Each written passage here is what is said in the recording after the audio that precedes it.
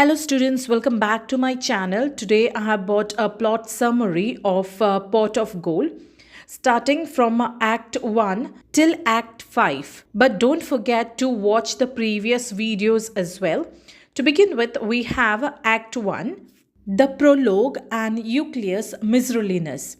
The household god, that is, La Familiaris, addresses the audience directly.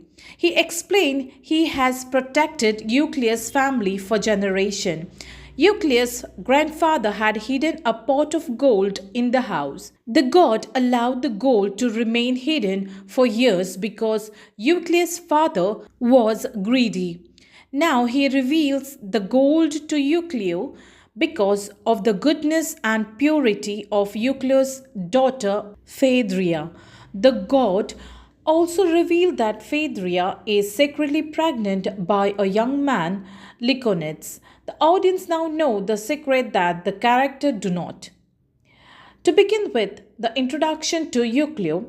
Euclid enters speaking to himself in a fantastic way. He has discovered the gold and has become obsessed with protecting it. He suspects everyone, neighbors, servant, even his daughter. A slave named Staphyla tries to calm him, but he insults and suspects her too. Euclid constantly runs in and out of the house to check if the pot is safe. His action establish him as a miser and comic figure. Act 2, we have Megadoros' proposal and the wedding preparation. Megadoros' desire to marry Phaedria. Megadoros, an elderly wealthy bachelor, tells his sister he wants to marry a poor girl, not a rich one. He wants simplicity and peace. He decides to marry Phaedria, although she is poor. Megadoros approaches Euclid directly. Euclid thinks Megadoros wants the gold, so he is terrified. Megadoros clarifies that he wants no dowry.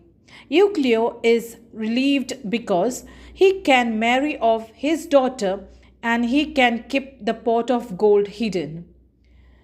Next, we have Megadoros hires cooks, servants, and musicians to prepare for the wedding feast. This immediately increases Euclid's paranoia. Then we have Act 3, that's a chaos in the kitchen. The cooks and the Euclid's suspicious. Introduction of the cooks, that's the cook arrives at Euclid's house to start preparing the wedding feast. Cooks in Plautus' play are humorous and noisy characters. They mocked Euclid's poverty. Euclid panic and suspicion.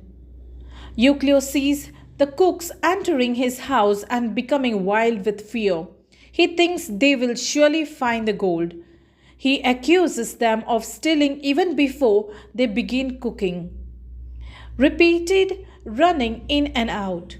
This is the famous comic scene of the play, whereas Euclid run in yelling, run out screaming, keeps checking his pot, threatens everyone, and the cooks complain about the strange master they have encountered. Then we have a height of the comedy, that is physical comedy, that's a slapstick occurs. Euclid insults, pushes, and drives the cooks away. His madness over the pot becomes more obvious. Then we have Act 4, Lyconetes' confession and the theft of the pot of gold. Lyconetes enters. Lyconetes, the young man who secretly fathered Phaedria's child, arrives.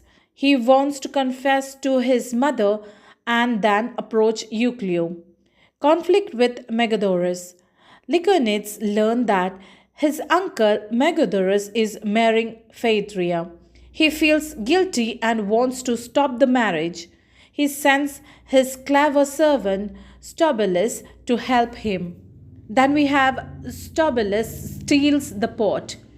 Stobulus follows Euclid, who keeps shifting the pot from place to place. When Euclid leaves it hidden near a sacred grove, Stobulus steals it. This is the turning point of the drama. The audience know, but Euclid does not. A classic example of dramatic irony. Then we have Euclid discovers the thief. Euclid returns and finds the pot missing. He becomes desperate, shouting that he has lost everything. His misery reaches its peak. Last, we have Act 5, that's lost but reconstructed ending, accepted by scholars.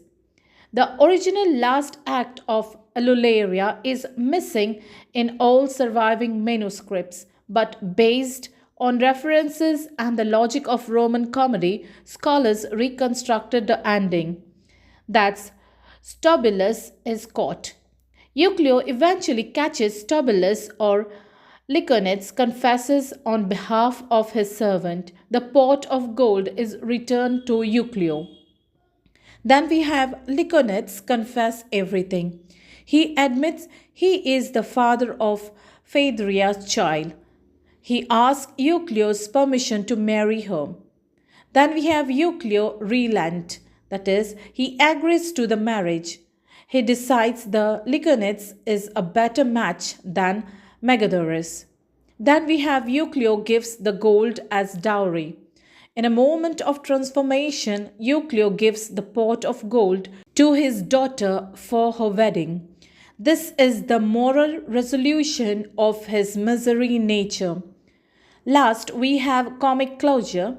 That's the play end with good fortune, that is, marriage, restoration of property, and Euclid's reformed character. The purpose of the Act 5 was to restore social order, provide justice, and resolve the theme of greed, deception, and family honor. That's all for today, students. This is the end of the entire chapter. Next video, I will be uploading the MCQ question of the same chapter. And those who are doing the graduation degree, please do subscribe for more videos. I'll be uploading the next chapter as well. And don't forget to share with your friends.